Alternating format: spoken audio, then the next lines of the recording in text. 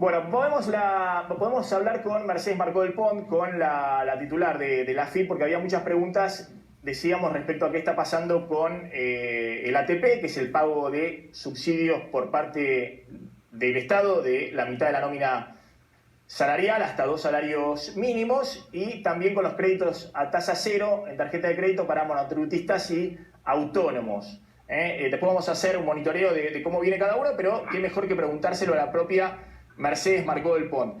¿Qué tal? ¿Cómo está Marcó del Pont, Montenegro?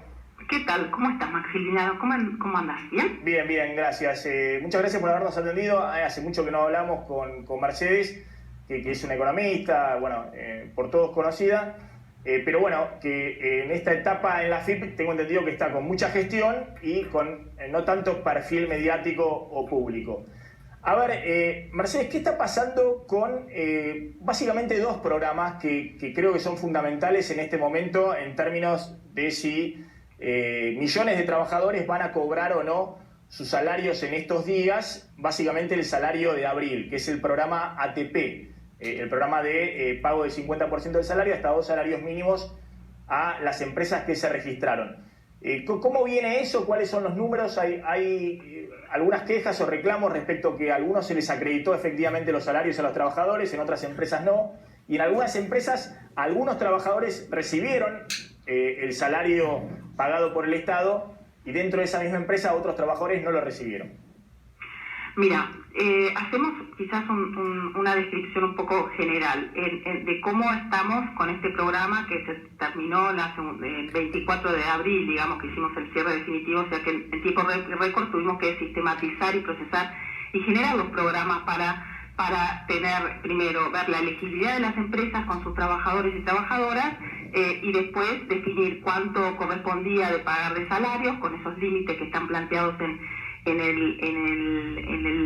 332, en el decreto 332, y hasta el momento tenemos pagados ya de un total de trabajadores y trabajadoras elegibles que ya están con el derecho adquirido. Esto me parece que es importante destacarlo, ¿no? Hay aproximadamente 2.220.000 trabajadores y trabajadoras que están dentro de empresas que fueron consideradas elegibles y que en una parte más de la mitad ya se le depositó, ya están pagados, ¿sí? El 56% ya está pagado, y en el transcurso de esta semana, calculo que hacia el viernes se pagaría a otros más de 600.000 trabajadores y trabajadoras, o sea que llegaríamos casi a un 83% del total que se debería pagar.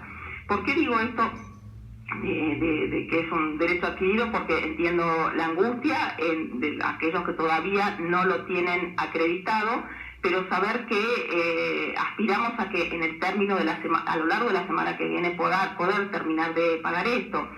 Insisto, es un procesamiento largo porque no solamente tenemos que definir cuánto es lo que hay que depositar, sino después ver los CBUs, cotejar eso con COELSA si esos CBUs corresponden a los trabajadores. Después pasárselo al ANSES, que también tiene un tiempo de 4 o 5 días para poder liquidar finalmente este pago. O sea que nosotros pensamos que hasta este viernes llegaríamos casi con el 85% de los salarios complementarios pagados. Para este universo de 2.220.000 trabajadores, que es mucho, porque es un poco más de la mitad de los que se anotaron en el ATP. Y está todavía por ser analizado, y eso también es importante aclararlo, un sector que está vinculado a la salud y a la educación, que estamos esperando informes y información más precisa de los ministerios que nos están diciendo, bueno, qué parte de los salarios, por ejemplo, del área de educación tiene subsidios, ¿sí? De la educación privada tiene subsidios, o sea que ya se subsidia la masa salarial, y ya estamos recibiendo de aquellos que no tienen subsidio para hacer un trabajo mucho más preciso de que, estamos manejando fondos públicos y los fondos públicos tienen que llegar a donde tienen que llegar. Nos encantaría que pudiera ser más rápido, pero la verdad que son procesos de verificación que llevan tiempo, y consideramos que en tiempo récord hicimos todo este andamiaje de información, de procesamiento para pagar los salarios de abril. A ver, acá también puede ocurrir otras situaciones donde a veces, como los empleadores no sabían si realmente iban a tener el acceso a este beneficio, depositaron el sueldo el 100%, hicieron el esfuerzo y depositaron el 100% y después se les notificó que iban a tener acceso al beneficio. Y esto hay que ponerlo en el contexto de una resolución que sacó el Ministerio de Trabajo que planteó lo siguiente, que bueno, si este mes a un trabajador que se le depositó el 100% y después viene el Estado y le deposita otra parte, eso es a cuenta, digamos, el salario de mayo, acreedor que tiene el empleador. Esto también me parece que viene bien aclararlo. Está bien, de todas maneras, ahora Mercedes, porque en general, pasando en limpio, entonces ya habría 1.300.000 salarios pagos por parte del Estado, y calculan que van a llegar casi a 2 millones en el transcurso de esta semana, y quedaría remanente verificar entre 200.000 y 300.000 trabajadores, salarios, los CBU y demás, para ver si efectivamente ya están aprobados, pero para ver si efectivamente ANSES transfiere esos pagos de salarios la otra semana, me imagino. Así es. Ese es nuestro objetivo, porque además estamos abriendo el ATP2. Sí, esta semana abrimos la segunda etapa de este programa, que un poco a la luz de lo que vos estabas planteando, de cómo todo el entramado productivo venía ya muy complicado, con destrucción de puestos de trabajo y destrucción de empresas. Bueno, en este proceso que nosotros estamos hasta hace unos meses viendo cómo se salía, con algunas señales de salida, aparece esta situación de crisis de la pandemia. Entonces, el objetivo central de todas estas políticas es preservar trabajo, es preservar entramado productivo, es preservar ingresos, y a eso también se asocia el crédito a tasa cero que nosotros estamos... Ahora hablamos del crédito a tasa cero, pero una cosita más con el tema ATP, Marco Alpón. Inicialmente pensaban que podía haber 3 millones de sueldos que tuviera que pagar el Estado. De hecho, ¿cuántas empresas aprobaron? Porque tengo entendido que se presentaron más de 450.000. ¿Cuántas aprobaron? Y si las que no fueron aprobadas pueden seguir con un proceso de revisión que las puede incorporar finalmente en el programa. Porque usted me dijo que hasta ahora hay aprobados para pagar 2.220.000 sueldos. Uh-huh. Y ahí no estamos considerando todo lo que es empresas de educación y en parte de las empresas de salud, también de salud privada. ¿Cuántas empresas se aprobaron entonces hasta ahora de las que se presentaron? En total se aprobaron hasta ahora 240.000 empresas. ¿Y se presentaron? Que representan 2.220.000 trabajadores.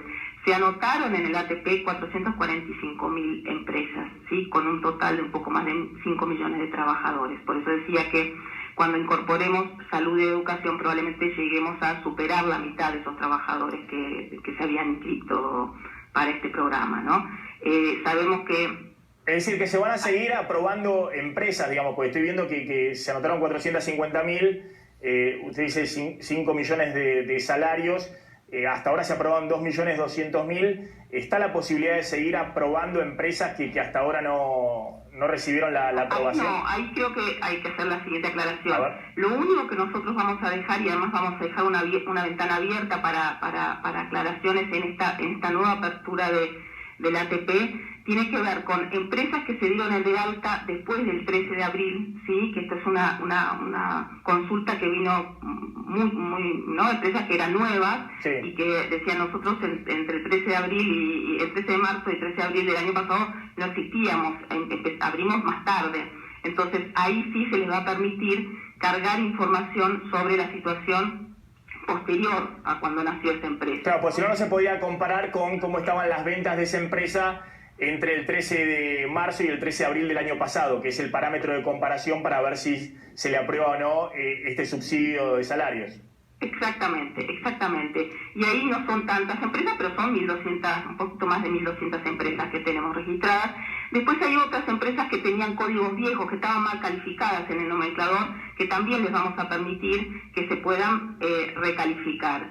Y después hay otras empresas que estamos analizando, que son situaciones que estamos viendo, que por ejemplo hay salarios, cuando nosotros calculamos de acuerdo a lo que declaraban los salarios, eran como, no sé, 500, 600 pesos, estamos viendo si eso por unas razones de multiempleo, cuáles son las causas de esos salarios complementarios a pagar tan bajos, que lo estamos evaluando. Pero reapertura para el ATP1 no va a haber. ¿Por qué? Porque lo que quedó afuera En principio es porque no está entre en las actividades que son consideradas elegibles. Sí, hay un conjunto de actividades que no son elegibles, por ejemplo, las que siguieron funcionando, sí, algunos sectores del comercio, del gran comercio, los bancos, los seguros, es decir, el sector primario. Hay una cantidad de actividades que siguieron funcionando más allá del aislamiento, y por eso no están incorporadas entre las elegibles. Eso no se A ver, tengo otra pregunta. Vamos y ahora vamos al tema de créditos a tasa cero. ¿Qué está pasando con eso? Yo creo que de nuevo hay algunas trabas por parte de los bancos que están llegando muchos mensajes con eso, pero a ver si tenemos alguno de los mensajes que vi respecto a una empresa que le aprobaron efectivamente el subsidio salarial. Algunos trabajadores de esa empresa recibieron la acreditación en su cuenta de el salario que pagó el Estado, y otros trabajadores de esa misma empresa no recibieron el salario. ¿Y por qué digo este tema? Porque yo lo que veo con muchos mensajes, Mercedes, no es que los empresarios se apuraron a pagar los salarios, al contrario, lo que está pasando es que la mayoría de los empresarios privados estaban esperando que deposite primero el Estado, y hablaban muy presionados también por los trabajadores, que obviamente no tienen ingresos, y le decían a los trabajadores que lo primero que se iba a depositar era el dinero del Estado, porque los empresarios después iban a ver cómo terminaban de completar el pago de sueldo. A ver si es esta. Tenemos ATP aprobada, Excel con liquidación enviada, pero no cobro nuestra empleada. Somos muchísimas las empresas en esta situación. Es recurrente el error de CBU vacío.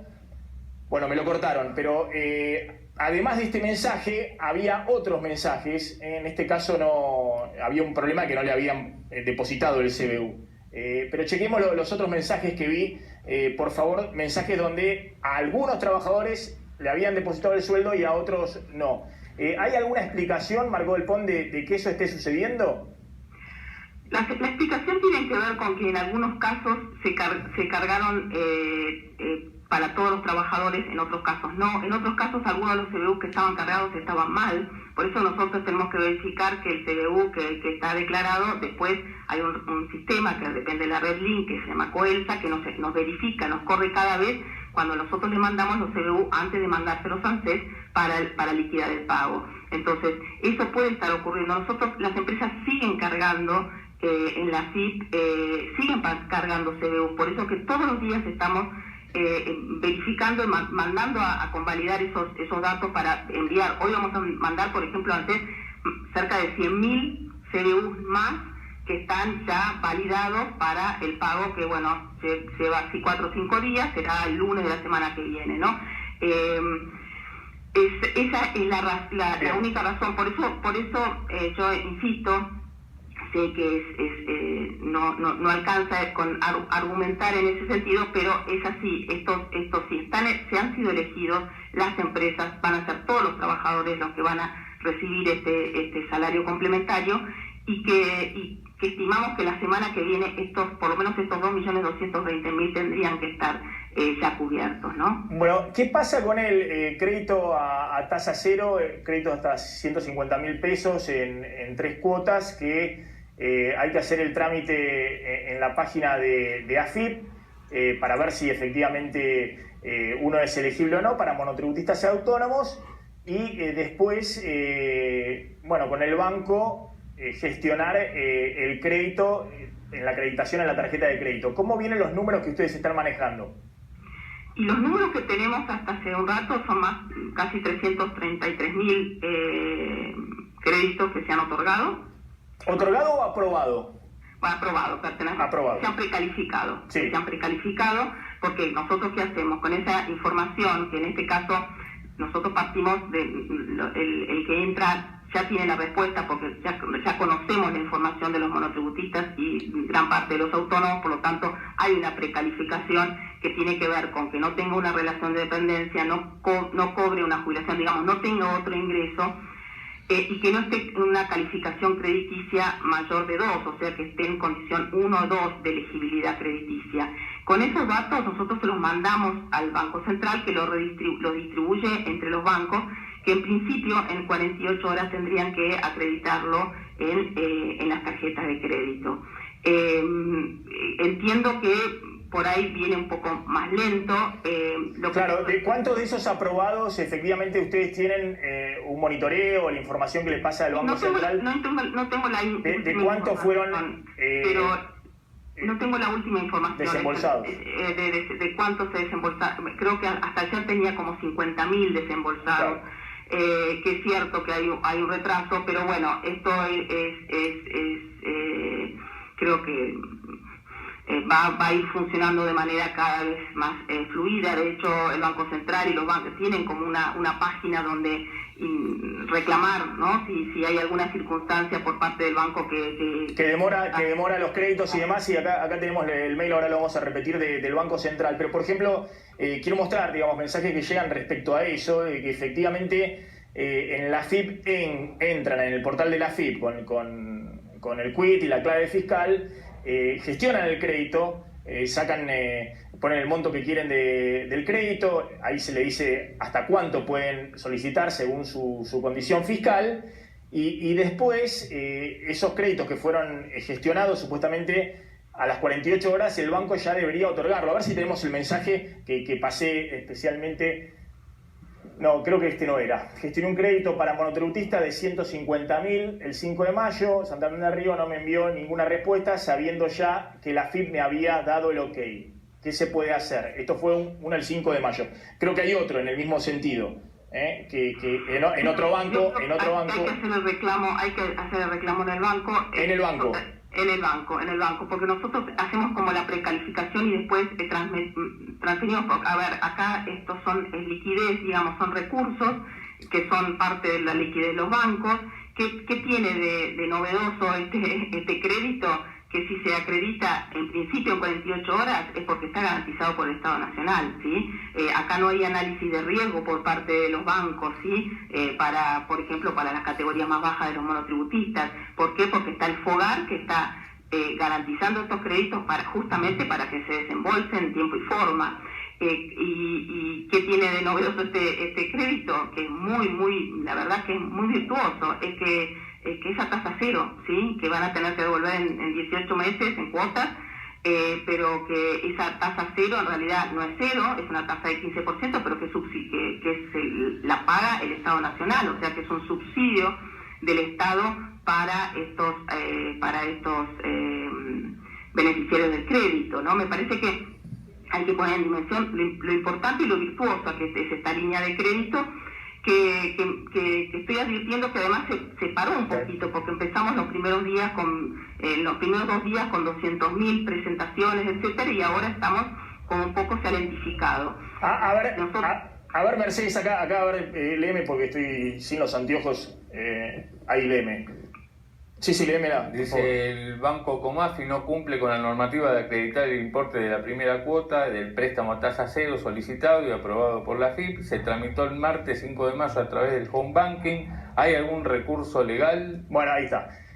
Justamente, es una pregunta que va en la misma línea para que se muestre que son bancos tanto extranjeros como nacionales. Es algo generalizado en los bancos, Marco del Pont, que efectivamente el 5 de mayo más o menos habían tramitado, estamos prácticamente una semana, supuestamente a las 48 horas el banco tenía que desembolsar, acreditar el crédito en tarjeta de crédito de los usuarios. No, y hay bancos que directamente dicen que 5 días mínimo tardan. Bueno, pero acá estamos hablando más de 5 días. Acá estamos hablando del 5 de mayo, ya estamos en 13 hoy, por eso le pregunto a Marco del Pont. Este es un problema que hay que reclamar, ¿dónde? ¿En el banco y en el Banco Central? En el Banco Central, que es el que ha fijado todas las reglas, desde liberalización de encajes hasta como la instrumentación de lo que es la garantía, etcétera, que es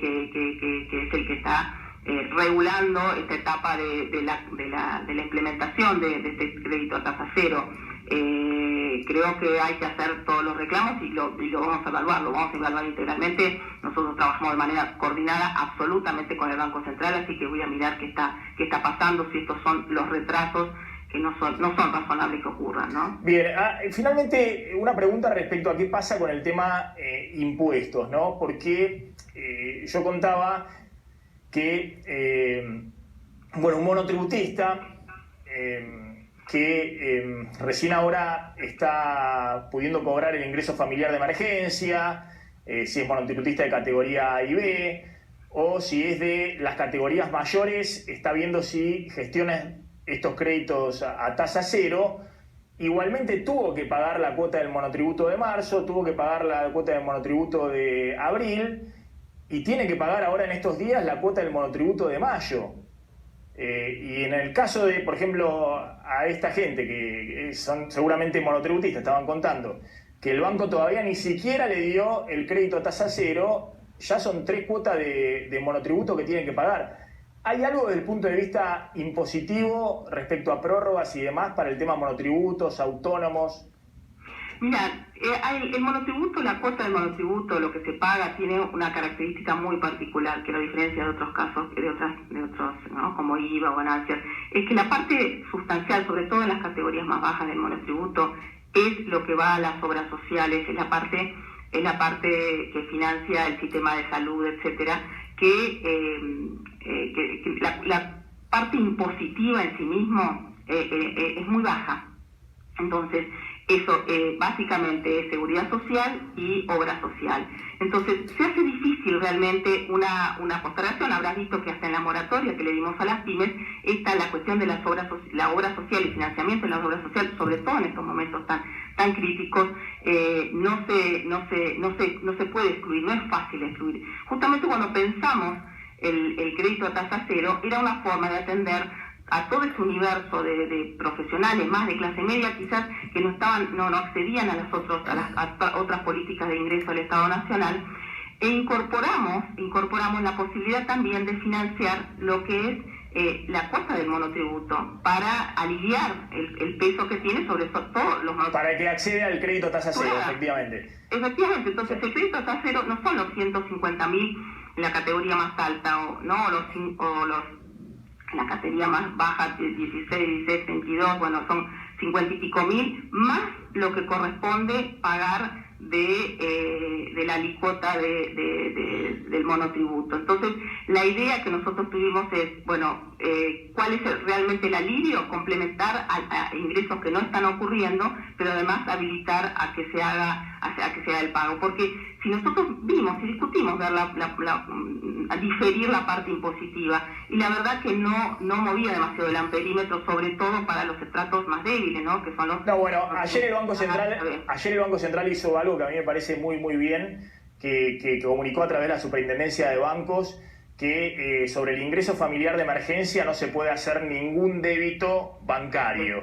Y eso incluido la FIP, digamos, o la FIP o el impuesto de ingresos brutos de la ciudad de Buenos Aires. Es decir, no puede haber ningún débito bancario, porque lo que estaba ocurriendo, y habían llegado muchos mensajes, es que efectivamente entraban los 10.000 pesos para un monotributista A y B o para otras personas, y le empezaban a caer los débitos de una cuota de un crédito del banco, el débito de parte de la tarjeta de crédito, es decir, le chupaban inmediatamente el ingreso, y también de impuestos. También la FIP le chupaba, si estaba en débito automático el pago de monotributo, se lo tomaba. Bueno, eso supuestamente se frena ahora. El tasa cero, lo que nosotros le decíamos que tenía que hacer los que tenían débito automático, lo que se llama el stop debit, de parar porque iba a ser 2 veces, claro. Entonces simplemente ya se lo estaba financiando porque se le otorga el crédito y automáticamente la parte del crédito que va a cubrir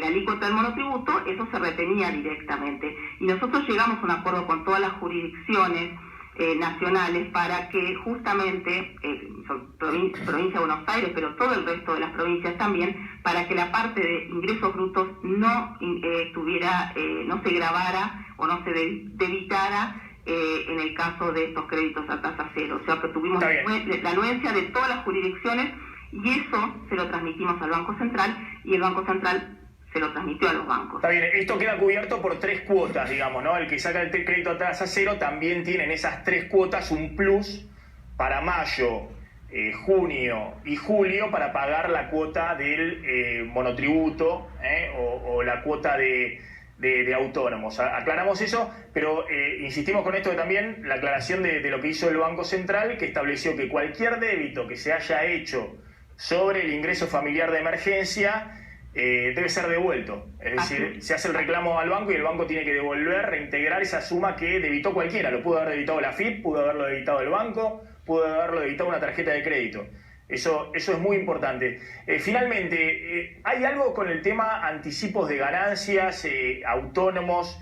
¿Va a haber planes de facilidades de pago para aquellos que están acumulando ya mucha deuda impositiva? Porque en muchos casos están facturando cero, es decir, no tienen posibilidad de facturar nada y aún así dijimos que no hay ninguna prórroga impositiva, es decir, se tienen que seguir pagando mes a mes los impuestos. ¿Va a haber algún plan de facilidad de pago nuevo, alguna prórroga para el tema de pago de anticipos? Hay dos cosas varias cosas que nosotros implementamos, salió hoy en el boletín oficial, es una resolución que sacamos ayer, que están dirigidas justamente a garantizar cierto financiamiento y que era un poco el reclamo de cámaras, de consejos, etcétera. Una tenía que ver con la cantidad de planes de pago que estaban disponibles para las grandes empresas, ¿sí? Las pymes tienen hasta 10 planes vigentes, pues pueden ser simultáneos, planes permanentes. Las grandes tenían solamente 3 y nosotros ahora se lo extendimos hasta tener 6 planes vigentes, o sea que eso permite incorporar en el financiamiento deudas pendientes. También otra cosa que fue eliminar una calificación de riesgo que teníamos, que se llama CIPER en el caso de la FIP, donde para el impuesto a las ganancias, que siempre se puede pagar en 3 cuotas, salvo que uno tuviera una mala calificación. Entonces, ¿eso qué modifica? Que ahora sacamos por unos meses, transitoriamente, esa calificación. Que si uno se atrasa en el pago del anticipo de ganancia y demás, igualmente lo puede seguir pagando en 3 cuotas. Efectivamente, y además tiene que ver con el anticipo, porque el que estaba en situación 1 pone un anticipo del 25, pero el que estaba en situación 3 tenía que poner un anticipo del 30. Ahora, al eliminarse eso, automáticamente el anticipo se reduce el 25% para el caso de ganancias. O sea que es una mezcla de financiamiento, pero también de pago en efectivo muy inferior. Perfecto. Marco Elbond, tenés una cortita. Sí, estamos corriendo, tenemos que ir al tema de Brasil, que está también muy fuerte. Mercedes, ¿hay posibilidad que se haga, como en algún momento, devolución del IVA a, por ejemplo, la compra de alimentos si se hace con tarjeta de débito? Sí, nosotros tenemos ya vigente de lo que fue para las medidas, ya marzo parece tan lejos, que tiene que ver con la devolución contra tarjeta de débito. Nosotros, estamos evaluando todos los días medidas que vayan a compensar y amortiguar los impactos de esta crisis, y en forma coordinada con las otras políticas de ingresos o que se están planteando de desarrollo social, por ejemplo con la tarjeta alimentaria, etcétera. O sea que estamos evaluando todos los días todas las medidas que pueden llevar alivio, sobre todo a los sectores más golpeados, ¿no? Mercedes Marco Elbond, gracias. A ustedes, les mando una... Bueno, ahí estaban algunas de las dudas. Vamos a ver si después seguimos respondiendo algunas preguntas que están llegando, a ver si me ayudan un poquito con los mensajes que llegan, porque ando con problemas para verlos directamente acá con el celular. Si me ayudan con eso, vamos a estar fantásticos. Gracias, doctor Treviso.